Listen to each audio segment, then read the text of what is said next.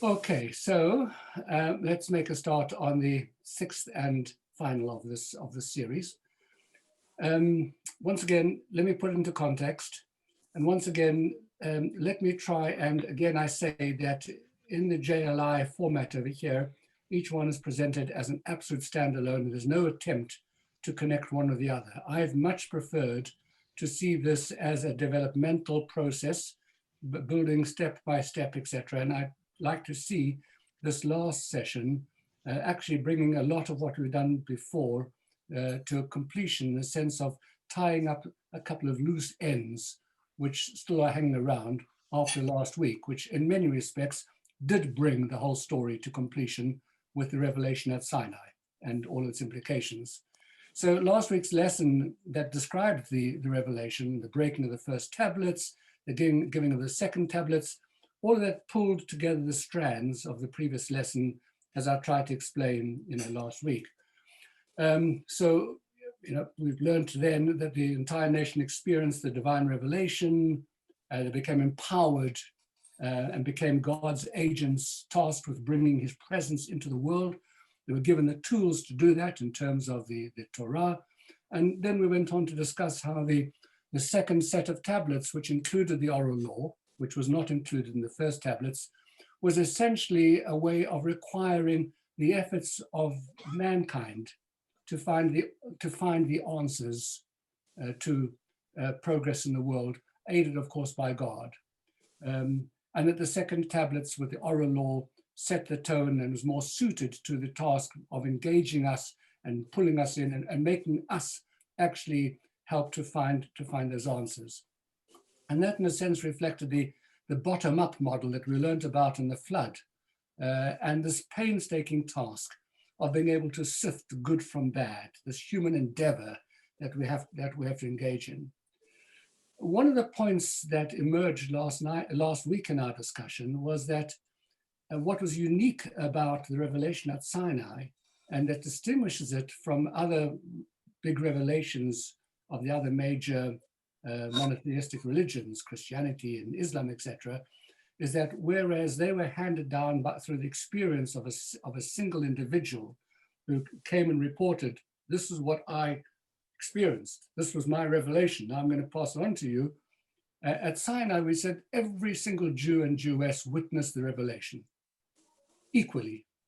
And in that respect, it made us all completely responsible for the task in hand.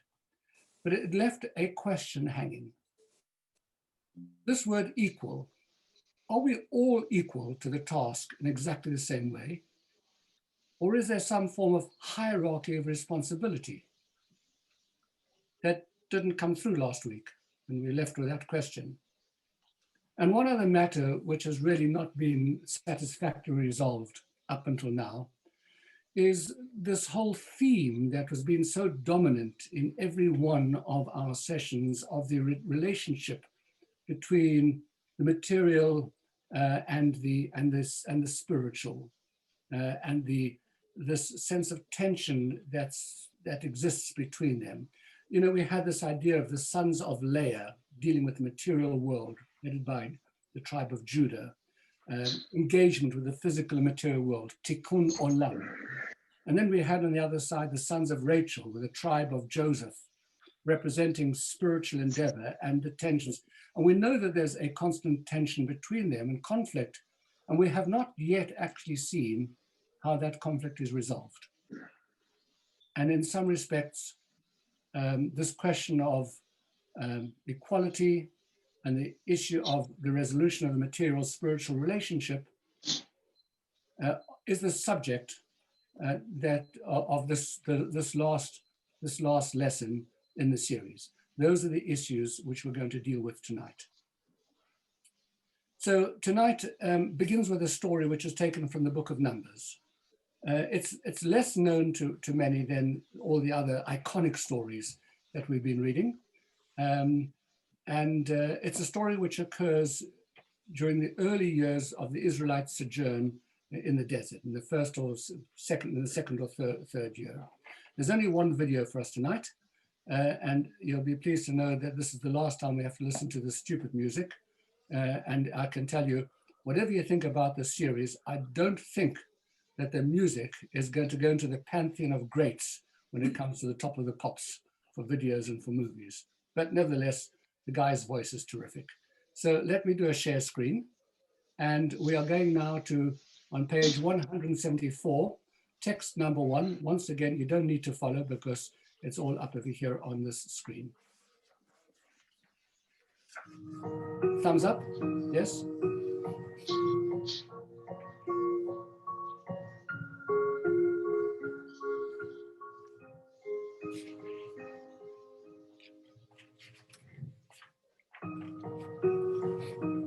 Korach, the son of Yitzhak, the son of Levi, took up the fight with Dathan and Abiram, the sons of Eliab, and on the son of Peleth, children of Reuben. They rose up before Moses with 250 men from the children of Israel, chieftains of the congregation, those called to the assembly, men of renown. They congregated upon Moses and Aaron and said to them, "Enough! The entire community is holy, and God is amongst them. Why do you raise yourselves above the congregation of God?" Moses heard, and he fell on his face.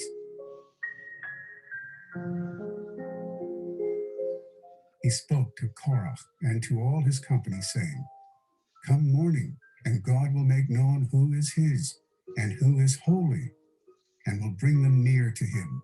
And the one whom he will choose, he will bring near to him."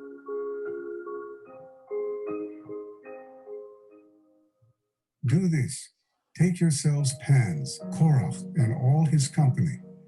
Put fire in them and place incense upon them before God tomorrow. And the man whom God chooses, he is the Holy One. You have taken too much upon yourselves, sons of Levi. Moses also tries to diffuse the rebellion with gentle persuasion. Please listen, sons of Levi. Is it not enough that the God of Israel has distinguished you from the congregation of Israel, to draw you near to him to perform the service of the tabernacle of God, and to stand before the congregation to minister to them? He drew you near, and all your brothers, the sons of Levi, with you, and you seek also the priesthood? But all of Moses' efforts to convince them of the error of their ways failed, and the rebellious fraction meets with a tragic end.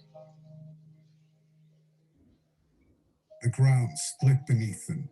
The earth opened her mouth and swallowed them and their houses. They and all they possessed descended alive into the abyss. The earth covered them up, and they were lost to the community.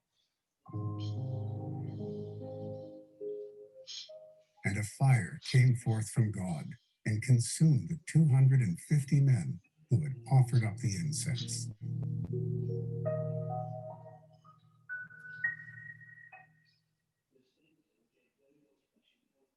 Right. So we've had a rumble in the jungle.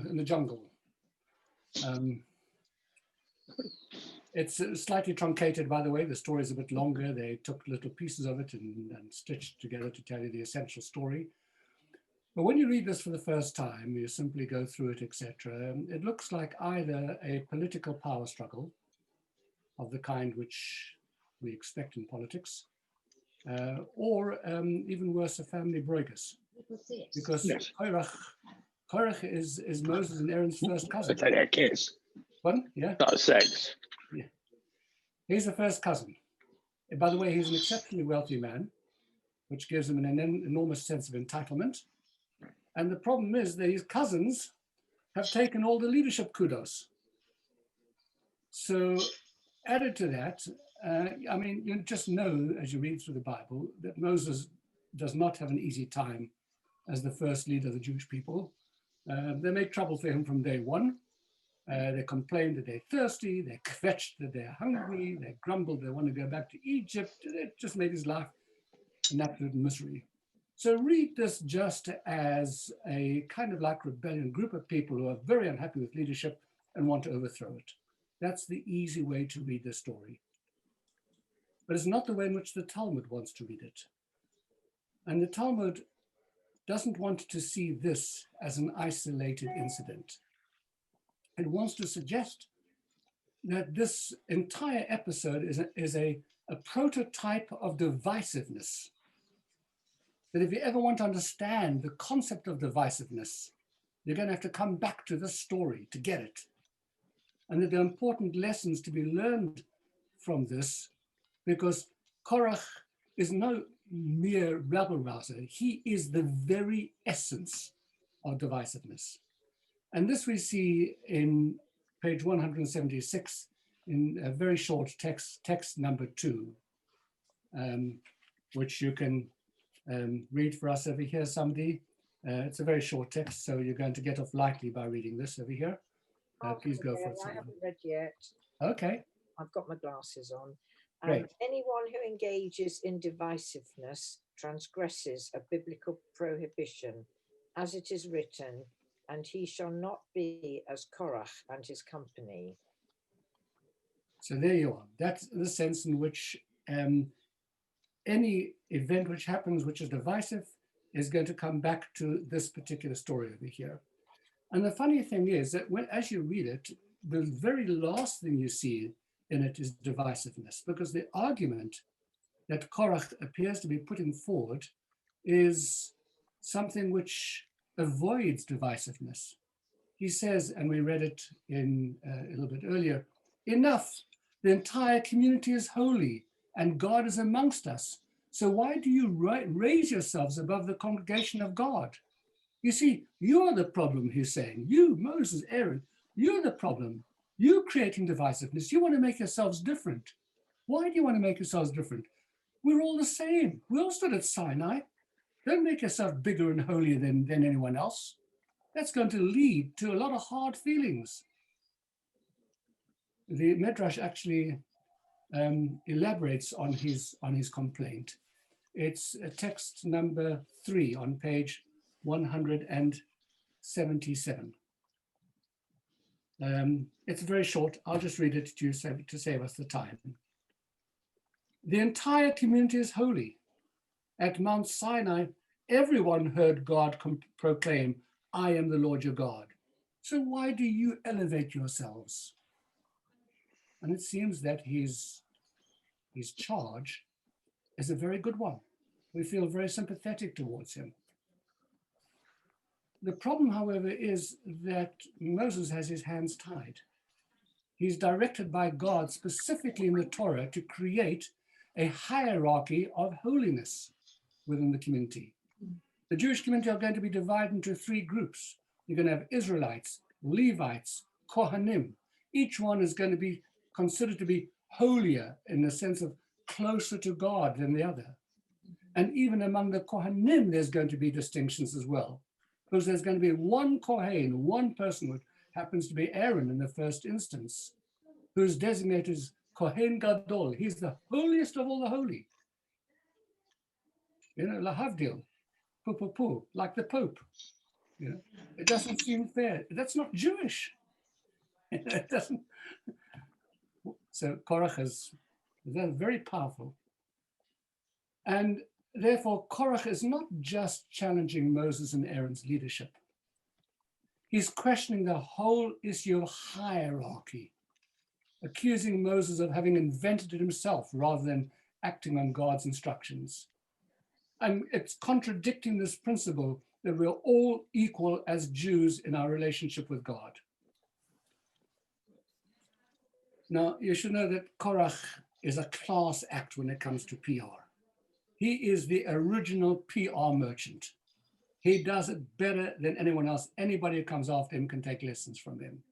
In order to be able to garner his popular support from the people for his cause, because in order to create a rebellion, you've got to get people on your side.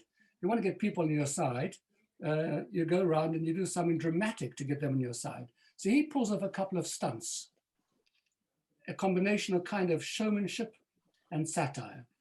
And we're going to read 3 of them, which are brought out in the Midrash. The first 2 are on page 178 and page 179, text number 4 and text number 5. So for these, please, we'll require 2 readers, one for text 4 and another for text 5. I'll do text 4. Okay, thank you. Korach gathered 250 magistrates, most of them from the tribe of Reuben, his neighbours. He dressed them in garments that were entirely of blue wool. They came and stood before Moses and asked him, if a garment is made entirely of blue wool, does it require tzitzis or is it absolved? Yes. Moses. Okay. Oh, sorry. Excuse me. Sorry. I cut you short by mistake. Carry on. Okay. Moses answered them, it requires tzitzit. They began to laugh at him. If a garment of another sort is absolved by a single thread of blue wool, this garment, composed wholly of blue wool, cannot absolve itself. Brilliant, isn't it? So the blue wool, of course, is the tchelet, the blue-green, which has to be the thread in the tzitzit. You know, and in order to be able to wear a four-cornered garment and to put tzitzit, you have to have one thread of blue wool. So you've got a garment where the whole thing is made of tchelet. In other words, all the Jews are holy. So why then go and have one special Jew who makes the rest of the garment holy? It's a very powerful way of expressing his idea about equality. That was argument number one. Argument number two is in text number 5. Someone please, on page 179. I can read that. Korach sprang up and said to Moses, if a house is full of Torah scrolls, is it absolved from the obligation to affix a mezuzah on its doorpost? Replied Moses, it requires a mezuzah. Said Korach, the entire Torah, consisting of 275 chapters, does not absolve this house, and the 2 chapters in the mezuzah absolve it. God did not command you these things. You have invented them yourself. Well, there you are. It's the same idea again, isn't it? A whole house filled with Sifrei Torah, and you need a mezuzah. Is that not holy enough? That you need to have one mezuzah to make it holy? It's an invention. It's you. The third claim. These were very brilliant challenges. The challenges to elitism, a powerful argument for democracy and for equality. But what follows next in text number 6 on page 180 must probably be one of the most shocking indictments of religion that you've ever come across. And it's taken from the Midrash itself, just to emphasize once again that the Midrash commentary, the rabbis were not afraid to ask very, very bold, challenging questions. Just read this one over. It's a long one, but it is so powerful. Can I do that one? Yes, please. Thank you. Korach gathered the congregation against them. He began to speak mockery, saying to the people, there was a widow in my neighborhood with 2 orphaned girls, and she had 1 field. When she came to plow, Moses said to her, do not plow with an ox and a donkey together. When she came to sow, Moses said to her, do not sow your field with mixed seeds. When she came to harvest and to stack heaps of cut grain, Moses said to her, leave the gleanings, forgotten sheaf and edges of the field for the poor. When she came to bring the grain into storage, he said to her, contribute the priest's due from the tithe and the first and second tithes. She accepted the judgment and gave it to him. What did she do? She sold her field and bought 2 sheep so that she could clothe herself with their shearings and benefit from what they brought forth. But when the sheep gave birth, Aaron came and said to her, give me the firstborns, for thus has God said to me, every male firstborn from your cattle and from your flocks you shall consecrate to God. She accepted the judgment and gave it to him. The time came to shear them, and Aaron said to her, give me the first of the shearing, for thus has God said to me, the first of the shearing of your flock you should give to me. The woman said, I don't have the strength to resist this man. I will slaughter them and eat them. As soon as she had slaughtered them, Aaron said to her, give me the shoulder, the cheeks, and the stomach. The woman said to him, even when I have slaughtered them, I have not escaped your hand.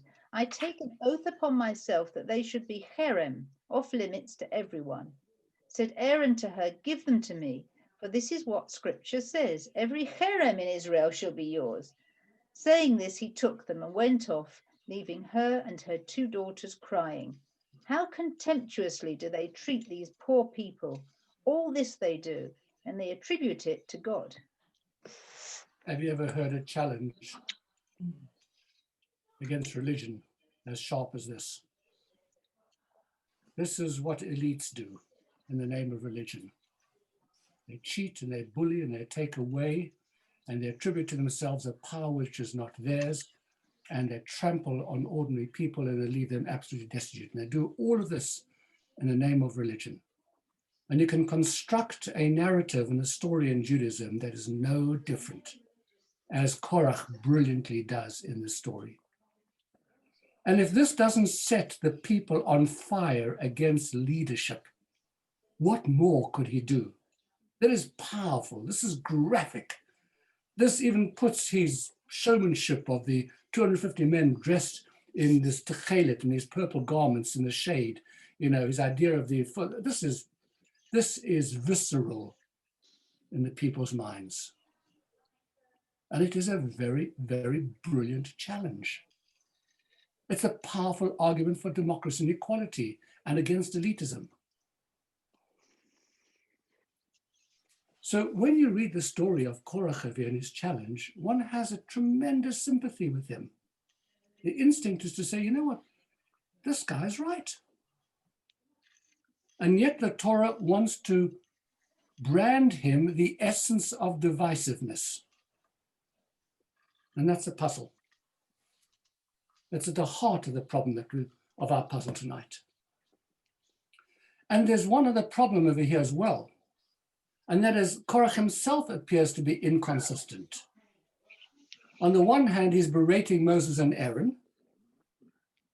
The entire community is holy. Why do you raise yourself above the congregation of God?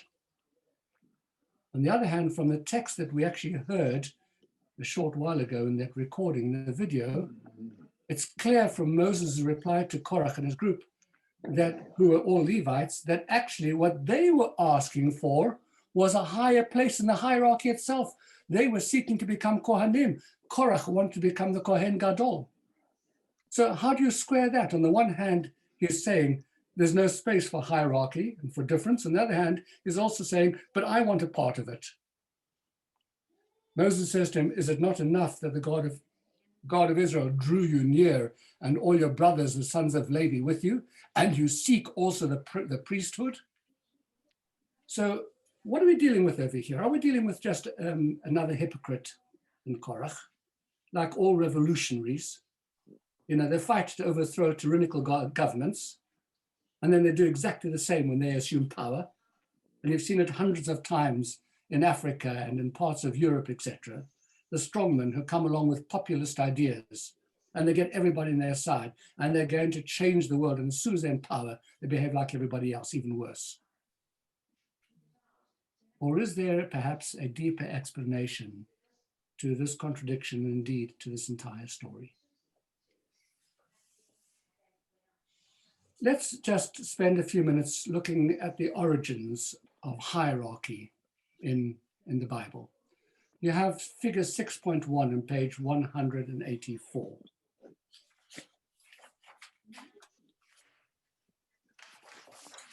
It's a pyramid, isn't it? So the largest group, comprising 12 out of the 13 tribes of Israel. By the way, I said the 13 tribes of Israel, and you should be all jumping up and down saying, no, wait a minute, there's only 12 tribes. But remember, Joseph was divided into 2 tribes, Ephraim and Manasseh. So that's how you get 13. So the 12 of the 13 tribes are Israelites. Who are the Israelites? They follow their respective vocations. They're shepherds, they're merchants, they're artisans, they're teachers, they're soldiers, they're government officials, etc. And each one of the Israelite tribes is apportioned to a piece of territory in the land of Israel that was appropriate to their specific occupation. So, for example, the tribe of Manasseh were shepherds, so they were given land which was suitable for pasture. The tribe of Asher were olive growers. So they were given land in the Galilee, which of course is entirely suitable to growing olives. The tribe of Zebulun were seafaring merchants, so they get port cities by the coast. The tribe of Dan were soldiers. They settled on the frontier. They're the guardians of the land. But the bulk of their time and their energy and their abilities are invested in the everyday involvement in the material world. And then you've got one tribe, the 13th tribe, is the tribe of Levi, a different category to the other tribes. Instead of engaging in the material world, the Levites are dedicated to serving God in the tabernacle, in the Mishkan, and later on in the temple in Jerusalem. They're not given a portion of the land of Israel. They're not entitled, they're not given the task of engaging in ordinary, everyday, mundane tasks. They live in designated cities allocated to them in the territories of the other tribes. Of course, in the desert, they encamped around the tabernacle, separated from all the other tribes. And they're supported by the other tribes through tithes, 1/10 of the produce of the land, and there are other priestly gifts which are contributed by the Israelites. And then within the tribe of Levi itself, there's another division. There's the descendants of Aaron, who are designated Kohanim. And the Kohanim perform the actual service in the temple. The Levites assist them. And the Levites are secondary tasks. They're honor guards, they're musicians, a support role to the Kohanim. And finally, at the pinnacle of divine service, and all of this is shown in your figure 6.1 in your workbooks, at the pinnacle of the divine service of the whole hierarchy is the Kohen Gadol, the high priest.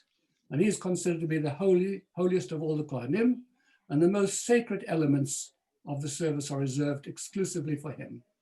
So the holiest service performed in the holiest place on the holiest day of the year happens in the Holy of Holies on Yom Kippur, and it can only be done by the Kohen Gadol. Nobody else is allowed to do it.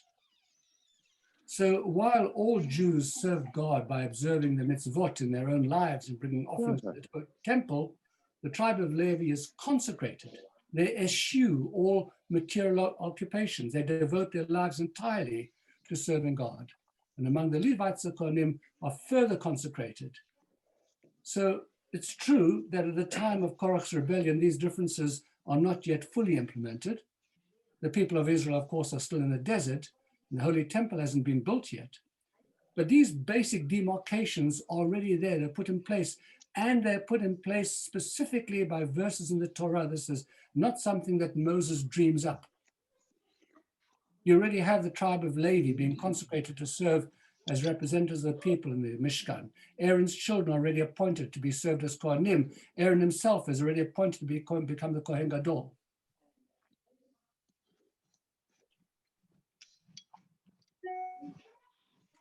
Interestingly enough, these divisions, these hierarchical divisions, don't apply exclusively to these three tribes.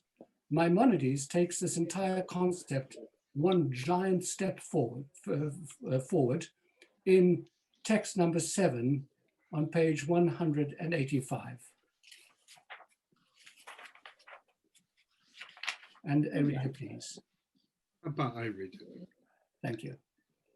Not only the tribe of Levi, but any individual of any of the inhabitants of the world whose generosity of spirit motivates them, and who understand with their wisdom to set themselves aside to stand before God, to serve him and minister to him, to know God, proceeding justly as God made them.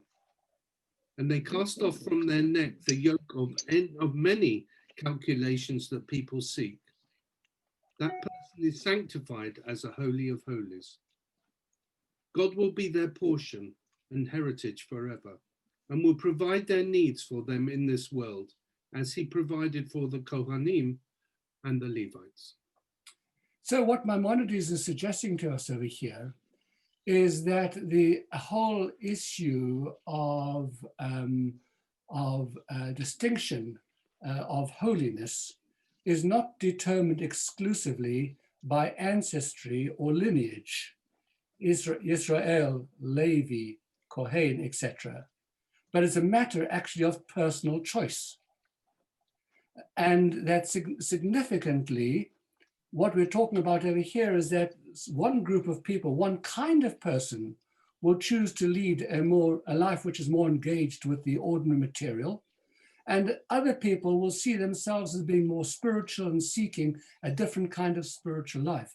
And interestingly enough, Maimonides is very clear here when he says that any individual of any of the inhabitants of the world, and the Lubavitcher Rebbe commented on this, is that he referred to non-Jews as well. In other words, the distinction of who wants to make themselves a holy person or less holy person is not exclusive to Jews. It's in every religion, amongst all people, there'll be some who will be more engaged with ordinary mundane tasks in the world, and others who will be wanting to, be searchers and spiritual searchers. So what you actually have over here is a ladder which is being defined no longer by a question of genealogy or a question of hierarchy or even a question of choice. What you have is a ladder which is being defined by people who choose a materialistic lifestyle versus those who choose a more spiritual lifestyle. We've come back once again to our tension between the material and the spiritual, the dichotomy that we've been looking at throughout all of these lessons. And the suggestion here is that the more materialistic you are, the lower you stand on the ladder of holiness. The more spiritual you are, the higher you stand on this ladder. So it seems in this understanding of the hierarchy that was set for us by the Torah. So with this background now, and our understanding of the different views of the relationship between materialism and spirituality, which lies at the heart of this dispute, now we can better understand Korach's agenda. But there's one more thing we need to look at first before we can go back to Korach.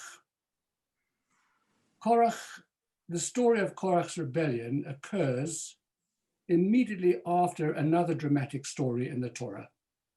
It's a sequitur, it's the very next parsha. Korach comes immediately after Parshat Shelach. And Parshat Shelach is the story of the spies. Okay, right, the spies.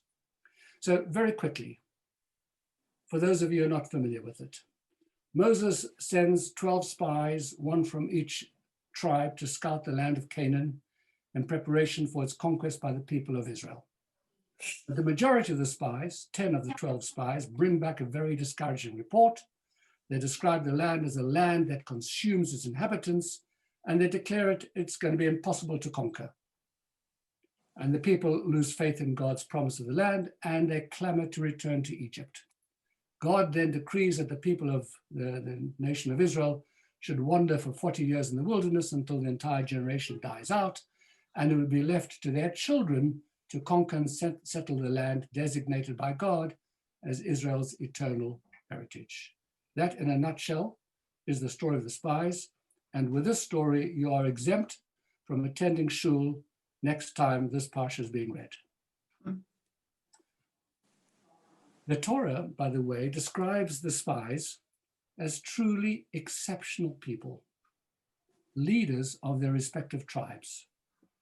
And so all the commentaries ask, where did they go wrong? What led them to reject the divinely promised land and to doubt their ability to conquer it and to settle it, especially after all the miracles that they have just witnessed? This is the first year, for goodness sake. They've just come out of Egypt.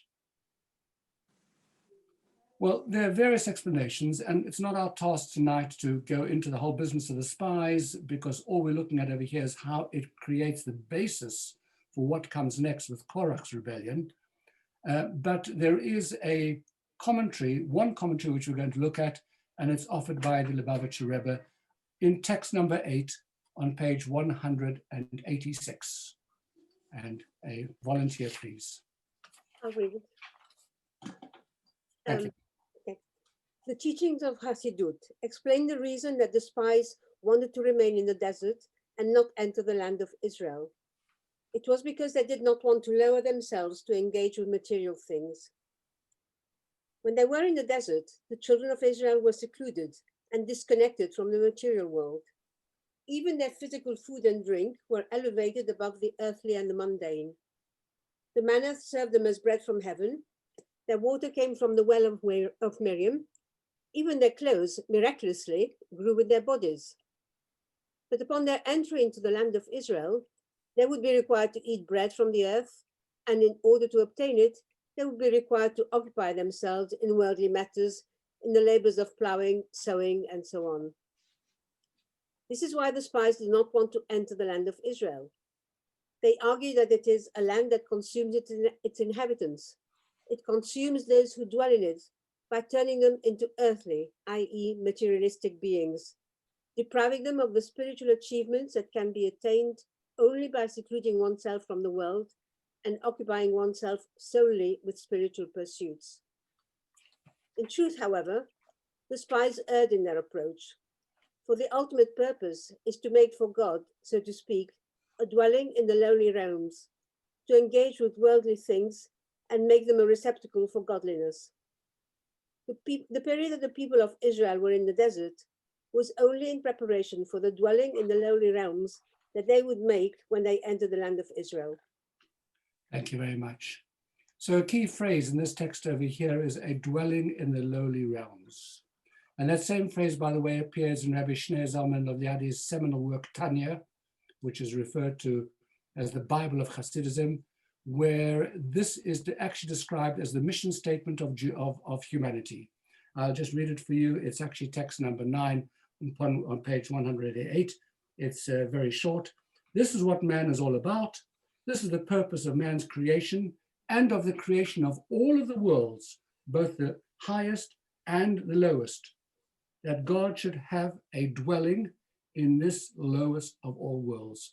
This is where he wants to be, not anywhere else. And to bring God into this world is the whole task and mission of the Jewish nation. Len, We can hear you, by the way, Reb. little banging. Was that you banging? Right. So the problem over here is that the spies wanted to live a holy spiritual life, a life in which a person could devote themselves exclusively to serving God without all of the distractions and the rubbish that goes on with the mundane materialistic world, all the hassles that we have, all the problems. You're building your building, you think it's going to be hunky-dory, and all you got is a whole bunch of problems for the next 10 years. Where people go, this goes wrong, that goes wrong, somebody complains about this, that's no good. It's just absolutely endless. You ask yourself the question, what on earth for goodness sake? Let me just get on with my life. There are other things I can do. A spiritual life doesn't have all of this nonsense around it. And they believed that in the desert, they already had the perfect life. Can you imagine not having to wash up the dishes every night? What a machaya. Can you imagine with the freedom of not having to cook? And therefore, the thought of abandoning this life, to have to go to the land of Israel and have to get caught up in all the political nonsense of building a country and the agricultural battles and fighting malaria and chalaria and everything else, what for? And that was their argument. But their mistake was, as the Rebbe was pointing out in this passage, is that that was not the purpose for which God created the world. If he wanted that kind of world, he would have created angels. He didn't need to have our kind of world. The divine purpose is that we should create a home for God here in this world down over here, within the material world. Check it out. My Siri has just gone and done a search to find out what kind of world we want to live in. And it's coming back with an answer in a minute. It's possible that Tim Cook has got a better handle on why we're in the world than the Lubavitcher Rebbe. But so far, Siri hasn't come back yet, so I think it's stumped. It picks up my voice and then thinks that I'm asking it a question. So,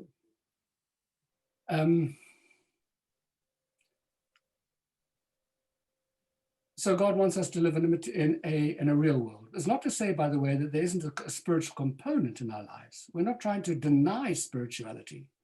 I mean, after all, the Israelites spent 40 years in the desert.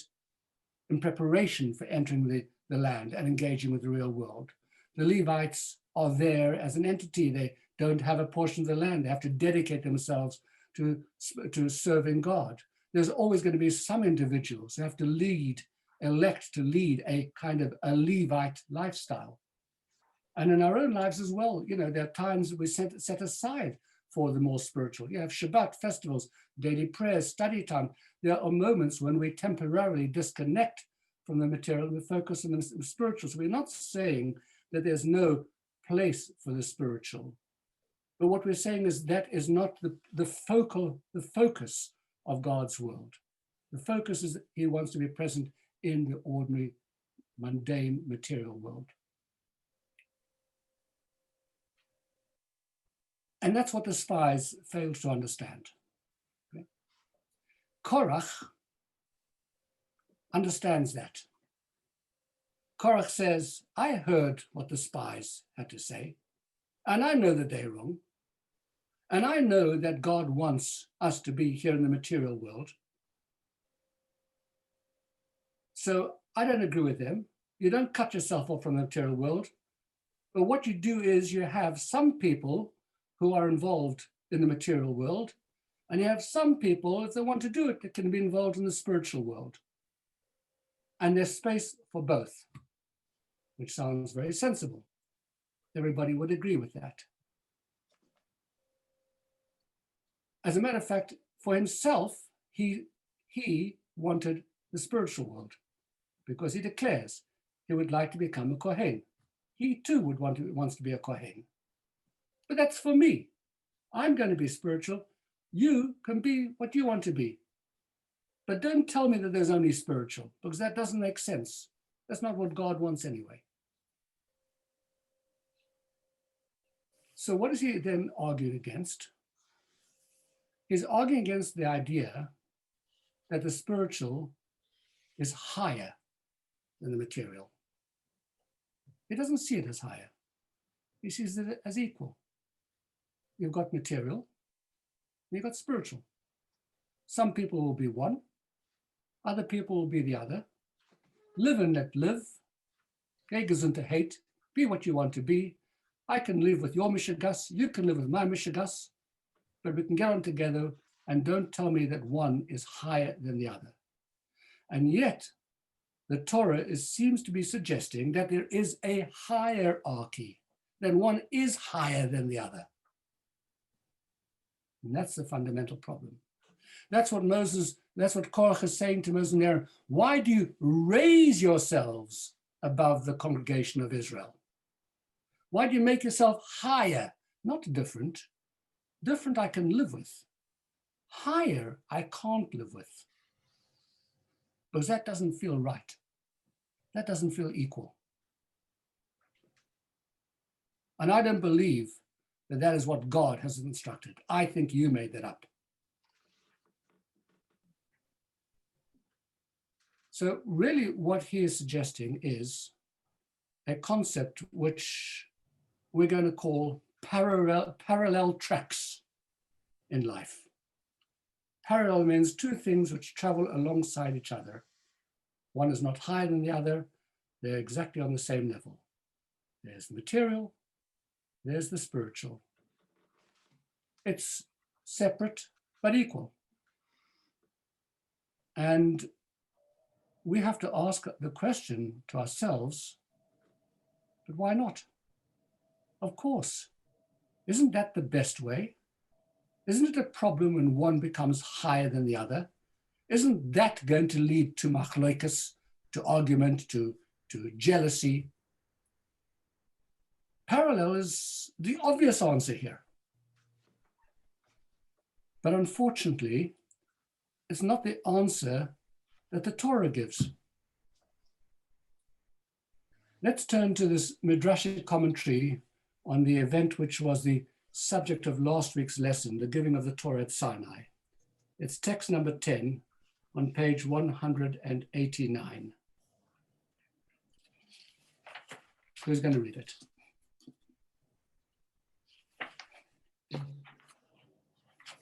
I'll read. Thank you. This can be compared to the following parable. There was a king who decreed the people of Rome may not go down to Syria, and the people of Syria may not go up to Rome. Likewise, when God created the world, he decreed, the heavens are God's and the earth is given to humanity.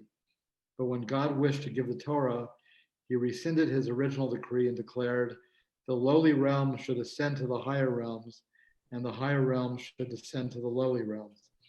God also said, and I shall begin, as it is written, God descended on Mount Sinai, and then it says, and to Moses he said, go up to God. So inherent in this midrash over here about something which happened at Sinai was that there was a higher and a lower. And the two joined together in some way. The higher came down to the lower, descended to the lower ascended to the higher. What is the higher? The higher is the spiritual God. What is the lower? The lower is the ordinary mundane world. So the spiritual God comes down into the world, and the world lifts itself to reach out towards godliness. By the way, Hashemayim Shemayim LaHashem Va'aretz Natan Livnei Adam. That's the Psalm 115, verse 16. The heavens are the heavens are God. Hashemayim Shemayim LaHashem. The heavens belong to God. Va'aretz Natan Livnei Adam, and the earth is given to man. And never the two shall meet. There's a heavenly realm and there's the earthly realm. As a point of interest, by the way, when man first landed on the moon, somebody wrote to the Lubavitcher Rebbe and said, but hang on a second, how is man permitted to go and stand on the moon when King David said in the book of Psalms that the heavens belong to God? It's not our territory, it's the earth that's given to us. So what are you doing on the moon? So the Rebbe answered to him, said, forget about it, mate. He said, the moon is still not called the heavens. The heavens are far, far, far beyond. The earth is still called part of the earth. We haven't gone anywhere near God's domain. Nothing to worry about. You're still safe. At any rate. So what happens here at Sinai? Well, I don't want to take it into some of its deeper implications over here, but it seems that there are, before Sinai, pre-Sinai, that the material and the spiritual are two separate domains. Just pretty much the way Korach saw it. Yeah? There's material, there's spiritual, and they don't interact with each other. You choose one or you choose the other. And then at Sinai, something fundamentally changes in that the spiritual and the material are forced into a relationship one with the other. They connect with each other. One comes down and the other one goes up. And they touch and they connect. And this changes the entire relationship between, from that point onwards, material and spiritual. The first, and this is very strange, you see, because the point about the spiritual is that it flourishes when it is disconnected from the material. Just like the Jews flourished during the time that they were in the desert. And the material has no inherent interest in being spiritual. They are genuinely different domains with different interests altogether. But in order to be able to fulfill the divine mission, the barrier between the two is broken at Sinai, and the spiritual and the material are forced into an interactive relationship in which the spiritual would lower itself to permeate the material would lift itself to reach up to the spiritual. In practical terms, what this means, because this is a very abstract concept, but in practical terms, what it means is that somebody who is leading a spiritual life and says, do me a favor, I don't want to become involved in the world. It's not my problem. It's not where I want to be. Just leave me to my books, to my studies, to my saintly life, etc., has the responsibility, the obligation to leave his ivory tower and to interact with ordinary people who are part of the material world. And those who are living in a more material world, engrossed in ordinary material pursuits, they need to have a part of themselves which seeks to go outside of themselves to reach up for something which is more spiritual in life. So through the nurturing from above and the upward striving from below, that is what creates the connection between the two. The higher comes down to the lower goes up to the higher. But implicit in this idea is that there is a higher and a lower. And Korach doesn't like that concept. He doesn't believe that it is a healthy arrangement. He believes that it's going to lead to dissent.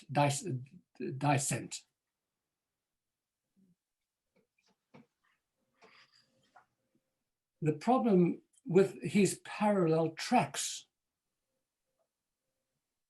is that there's no interaction between the spiritual and the material. There's no coming down from the spiritual. There's no going up from the material. Those in the spiritual track soar along in their enlightened learning and praying. Those in the material track only become more enmeshed in their materialism, and there's no connection between them. So the Torah comes along and says, actually, what's good for the world is not a parallel relationship between these two energies, material and spiritual, but a reciprocal one. Inherent in the reciprocal relationship is that there's a hierarchical structure of higher and lower that Korach so vehemently objects to, as we shall see in a moment.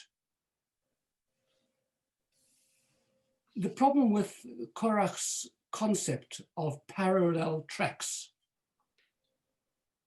is not just that it's not in accordance with the divine plan for the spiritual to come down and engage with the spirit, with the physical. The problem is with these parallel lines that even though it looks like it is the ideal of equality and harmony, in truth, as we're going to see now, it actually carries within it the seeds of divisiveness and discord. You would have thought it as the most perfect balance, the most equal balance, the one which makes the most sense. No hierarchy. You do your thing, I do my thing. That's called equality. That's fair.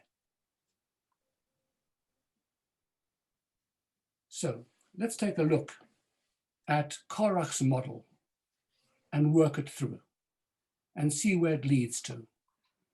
So the world is made up, of course, of people who are different. That's a given. The Talmud says no two minds are the same, just as no two faces are the same, apart from twins, of course, identical twins. You know, if God wanted us to be the same, it would have created a single human being. But there's 7.8 billion of us on this planet because God wants 7.8 billion different individuals. And you would have thought that this diversity is a good thing. But the problem is that 90% of all conflicts are between groups of people who have differences between them. Differences of race, differences of religion, differences of culture, differences of nationality, levels of education, educational, economic class. Where does conflict come from in the world? From differences. Because differences, in the end, actually create not an equality, but an us-them mentality. One group doesn't get the other, and therefore is very quick to blame the other for everything which goes wrong. You want proof of this? Just follow the recent American election and look at the Fox News versus CNN. That's what happens with difference. Let's follow Korach's parallel tracks through its various stages of development. In fact, for the moment, let's drop the term parallel tracks, and let's use another term which we're much more familiar with. Let's call this pluralism. Pluralism means that there are lots of different paths and all are equal one to the other. None is greater, none is better, none is higher than the other. They all share the same goal of live and let live. So you would have expected that out of this pluralism would come an incredible unity amongst people. Take a look at chart number 6.3 on page 194. And take a look at the left-hand side of that chart, which tracks Korach's model through its various stages and see what happens. Stage number 1 of parallel tracks or pluralism. It's called equality. Everything looks beautiful. Equality reigns. There's mutual respect.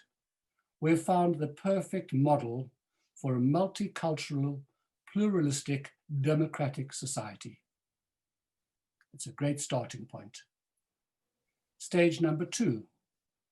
This leads to a sense of individual independence. Each track or group is completely independent of the other. I don't need you for anything, and you don't need me for anything. That looks even positive. We like independence. We're sympathetic to that idea. We pride ourselves on being independent people who don't need others. We can stand on our own feet. But stage number 3 of this process is called alienation, because our independence from each other creates a state of alienation. We live in our own, and forgive me for using this word because it's taken on a different context in coronavirus, we live in our own little bubble in a closed world. We become part of a particular group and we identify with our group, and we disconnect from other bubbles or other groups. We all become different from each other, and we reach a stage where each group doesn't actually understand the other's world. At the very best, we tolerate each other because we value the idea of tolerance. But there's no understanding. There's no reaching out. We're traveling down our own track. And the ultimate 4th stage of this is conflict. It falls apart, and alienation devolves into animosity and conflict. And you see this model time and again in the world. So Korach's concept of parallel tracks actually doesn't work. Not for his generation, or indeed for any other. Just look at the failure of multicultural pluralism in this country, or in the USA, as I mentioned, or in the political divides that characterized, as I mentioned, the recent elections, the race riots during the summer. All of that arises out of the concept of the parallel tracks, pluralism, groups. It sounded so beautiful at the beginning, but it didn't end up beautifully. That is why the Talmud sees Korach's rebellion, what he stood for, what he was arguing for, this equality, as the seeds of all future conflicts. Because when you adopt his philosophy of this beautiful equality, in the end, the wheels fall off. Moses, therefore, has to defend the Torah's concept of a hierarchical solution, which is based upon reciprocal relationships, not independent ones. In a reciprocal relationship, there's always, by definition, a giver and a receiver. Without give and take, without I need something from you and you need something from me, there's no true relationship. A relationship is defined by give and take. And again, by definition, the giver stands on a higher level. I have something that you want or need, while the recipient occupies a lower level. I lack something that I need from you. So hierarchy has to be built into this concept of this reciprocal relationship of give and take. In other words, this model, the Torah model, requires both humility and generosity. Humility for me to recognize that you have something that I've got that you need, and to be open to receiving it, that you've got something which I need. I need to be humble enough to recognize that you've got something that I need, and that I have to be open to receiving it from you, and have to swallow my own pride in order to receive it from you. And you have to have generosity to recognize that you've got something that I need, and to be open to sharing what you have with me. And that is why Moses' hierarchical model is one in which the spiritual is perceived over here as being higher than the material. Let's come back to this same chart again, this figure 6.3 on page 195. And this time, let's follow it through on Moses' side of the chart on the right-hand side. And let's follow his model through, the hierarchical model, as opposed to the parallel tracks model. Now, Moses' model isn't quite as attractive as Korach's in stage 1, equality. Certainly not to our modern sensitivities. Equality has a much better ring to it than hierarchy, in which one group is seen as superior to the other. We don't like that idea instinctively. Stage 2, which was called independence on Korach's side, on Moses' side is called interdependence. We recognize how the superiority-inferiority dynamic creates an interdependence of the various groups with each other. We're still not sure if this is such a good thing in comparison to the other model. Independence still sounds a lot better to us than interdependence. Stage 3 is where it begins to change. In stage 3, we begin to see the harmony that's inherent in this model. While the independence of Korach's model creates a state of disconnect and alienation between the groups, the interdependence of Moses' model creates a harmony of the different groups.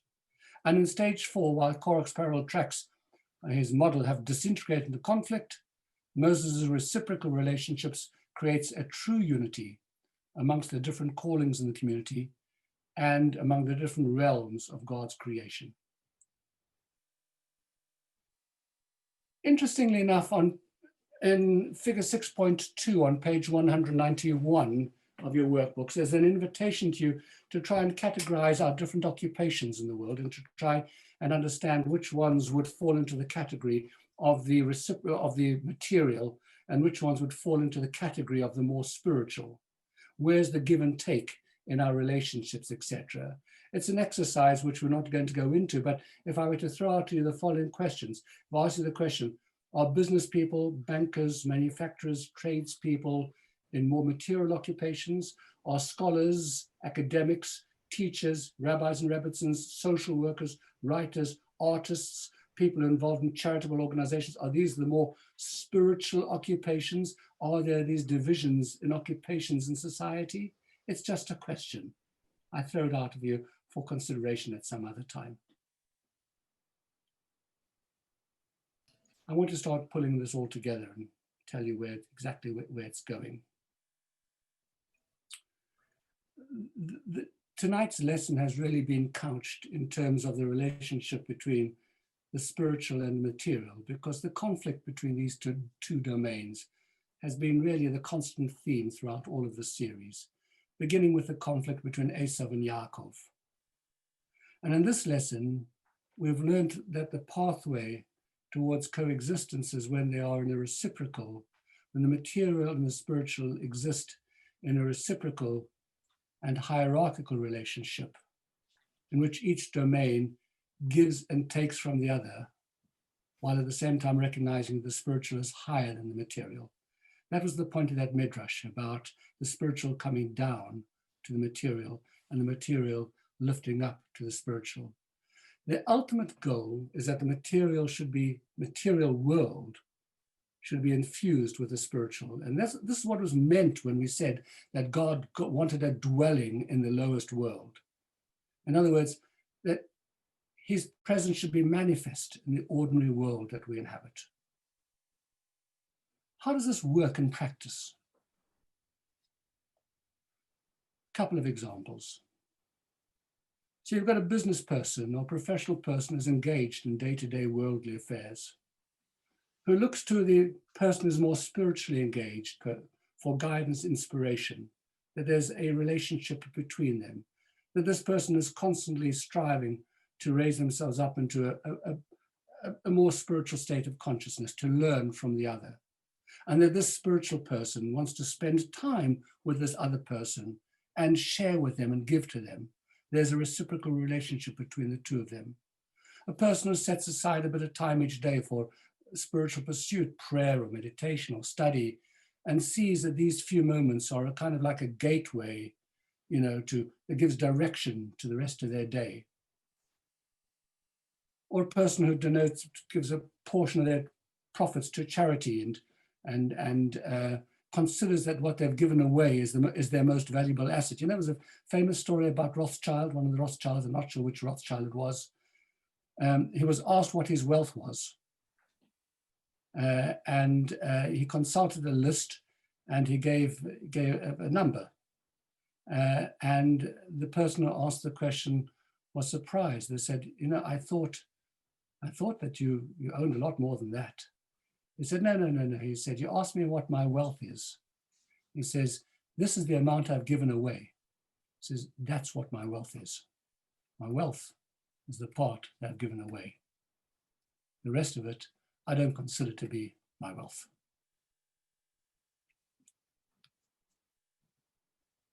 But you see, for most of us, this concept of the interaction between the spiritual and the material, the integration between the two, is really summed up in the Shulchan Aruch at a very early stage, when the Shulchan Aruch says to us, B'chol darchecha dayehu, know God in all of your ways. How do you know God in all of your ways?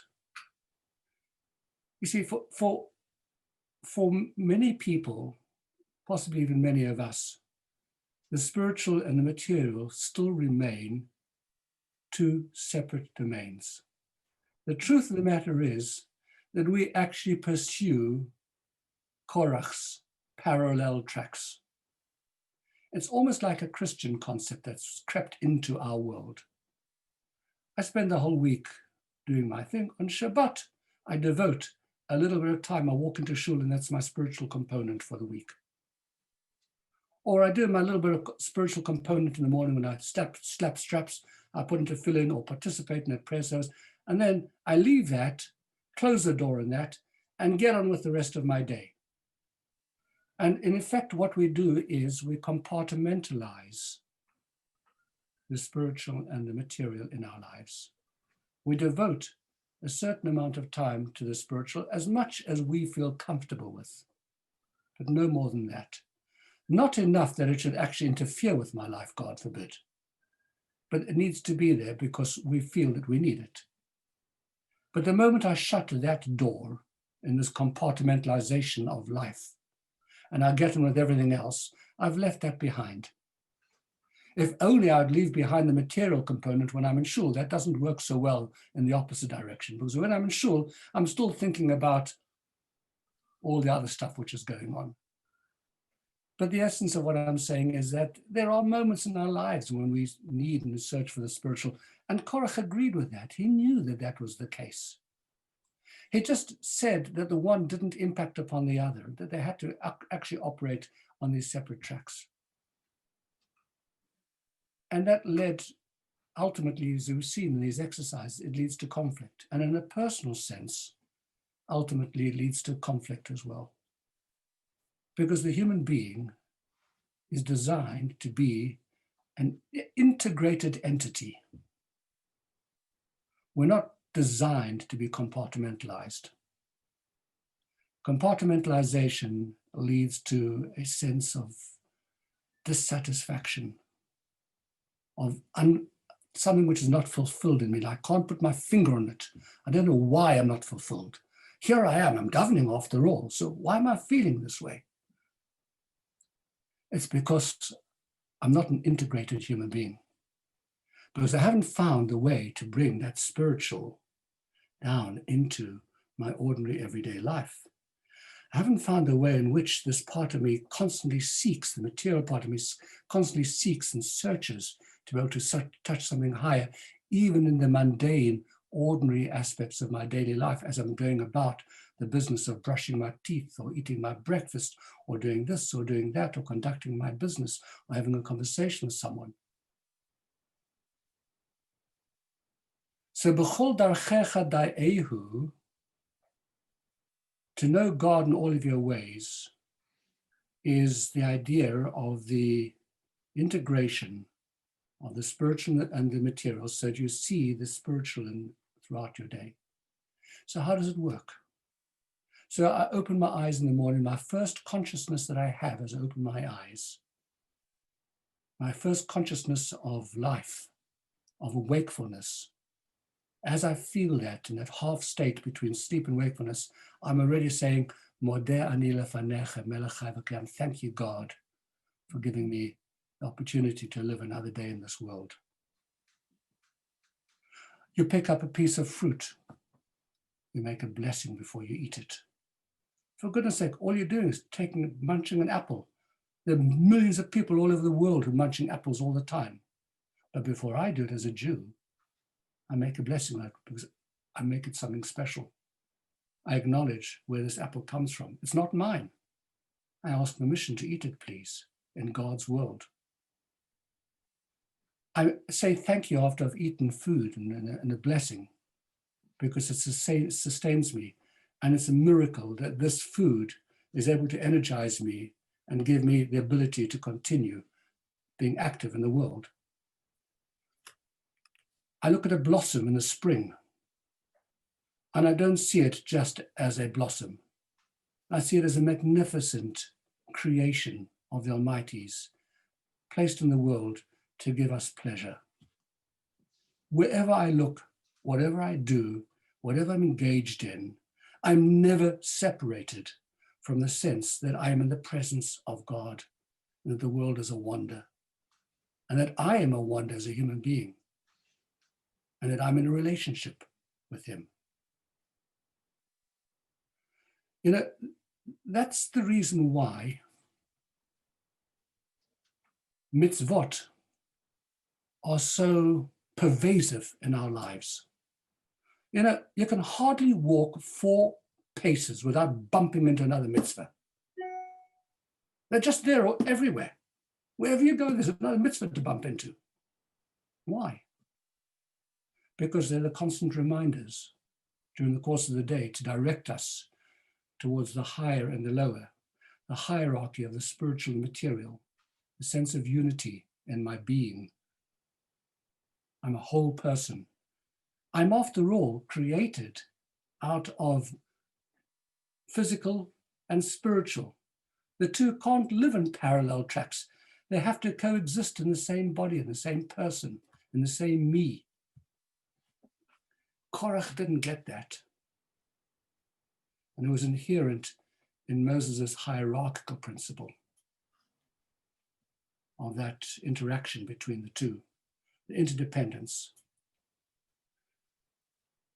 That's pretty much what our subject is about, but I just want to suggest to you, and it's not in the JLI, okay? This is, again, coming from me.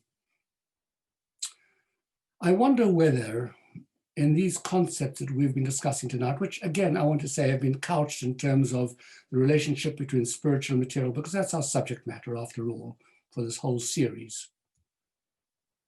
But I wonder whether the story of Korach, in this story, is a pointer as well towards the conduct of organizational structure in societies. Every country grapples with how to manage diversity and difference. In the United Kingdom, we have favored the model of pluralism with all of its problems. It hasn't worked, which is why you've got stuff going on, you know, black people who feel disenfranchised and groups here and groups there and the far right and everything else. In the United States, they had a different concept. They went for the melting pot. Melting pot means that an immigrant sheds his identity as quickly as possible. By the time you get to the second generation, the children have become all American. you lose your indigenous identity. There was a different model to pluralism. In pluralism, you retain your identity, but pluralistically, you don't mix with other groups. In America, you lose your identity to become subsumed into becoming an American. In France, it was a question of eliminating religion from the public square. So there could only be one track, secularism, materialism, but without the spiritual. And in Israel, you've got Korach, parallel tracks. Haredi, and what do you call them? The others? Everyone else. And they don't connect. They're traveling on parallel tracks. And guess what? Just like the Torah said it was going to happen, in Korach's model, it leads to conflict because there is an interdependence, because they haven't found a way to give to each other. The Haredim haven't found a way, they haven't been able to see that the other group have something to offer them, and they've got something to give to them, and vice versa. And as a consequence, there's no hierarchical model. There's no integrated model. So I just wonder, therefore, if this reciprocal relationship of give and receive that is embedded in the Torah way, and which Moses was called upon to defend in this dramatic episode over here, whether there are some clues that lie in this story of how to create a more harmonious society, in a secular sense in our world, whether we've missed what the Torah has to offer us over here as a model and failed to be able to implement it in our societies. I put that in just as a postscript. But effectively with this, we bring to an end our 6-week journey. And I'm going to offer the briefest of synopses, just to sum it up. We started with a fateful confusion of good and evil in the story of the tree of life, a tree of knowledge of good and evil, that mixed things up forever and created the difficulty of being able to distinguish one from the other. That was lesson number 1. In lesson number 2, there was an invitation to mankind to become a partner of God in the conduct of the world. In the story of the flood, we call that bottom up, that humankind had a role in defining God's world. In our 3rd lesson, we encountered the conflicting forces of Tohu, the material world, and Tikkun, the spiritual world, the story of Esav and Yaakov. In our 4th lesson, the 2 pathways, repairing the physical world, Tikkun Olam, or pursuing the spiritual life, the story of the sons of Leah, the sons of Rachel, Yehuda and Joseph, and the tension between those 2 tracks. In the 5th session, the revelation at Sinai, where we were empowered to fulfill the divine plan for his world, and were given the tools to do it through the story of the 1st and the 2nd tablets. And finally tonight, the different roles that we must each play in this world, each one of us in our own idiom, to do that which we are created or meant to do. Every human being finds their path. For some, it'll be more materialistic, for others, it'll be more spiritual. But the lesson that we have to draw upon each other and give to each other as we seek to reconcile and integrate the spiritual and material, and see in this diversity a new concept of equality, which defies the kind of equality that Korach believed was present, should be present in the world, only to discover that his equality was not a true equality. It was an equality which ultimately led to conflict, and true equality actually paradoxically only comes when one embraces the idea of hierarchical differences between people and the give and take which is required between them. And with that, good people, I rest my case until the next time. Do you see any society that has achieved this perfect symbiotic relationship? No, we haven't seen it yet. We haven't, have we? No, I don't believe we have. It's a fantasy, isn't it, really? It's a dream that we're still trying to get hold of. But isn't it an alignment? It's a direction. Yeah. If any country should have achieved it, it should be Israel, having been given the guidance and the map. And yet they, as I suggested, they are the ones who are following Korach's track. Yep. That's the tragedy there. You know, this kind of middle ground that we have found in diaspora communities, you know, Israelis who come, you know, I heard it put it beautifully once. Richard, if you're still here, I don't know whether you remember, there was a guy at the embassy a few years ago, Amir, who was number 2 at the embassy. He started coming to shul on Shabbat mornings. And I went up to him one Shabbat and I said to him, you know, what are you doing in shul? You're an Israeli, you're not supposed to be in shul on Shabbat morning. You're not a Haredi. So if you're not a Haredi, you've got no place in shul on Shabbat morning. An Israeli doesn't go to shul on Shabbat. What are you doing here? You know, joking, etc. He said, Shlomo, I found something here which doesn't exist in Israel. I said to him, what's that? And he came up with the most fantastic, he coined the most fantastic phrase. He said, what I found over here that doesn't exist in Israel is secular orthodoxy. Doesn't. It's true. It's an orthodoxy that a secular person is going to feel comfortable with. There's no great gap. There's no divide. There's some sense that the two can actually coexist. It's okay. I can be a person who's not always involved in the religious, and I can still feel part of it. And I can't feel that in Israel. I've got to jump one way or the other. There's no middle ground. It's really interesting. My grandsons who are in the army, 3 grandsons, 2, one's just finished, and the other 2 are in the army. You know, they were brought up in South Africa as Chabad boys, Lubavitch boys, etc.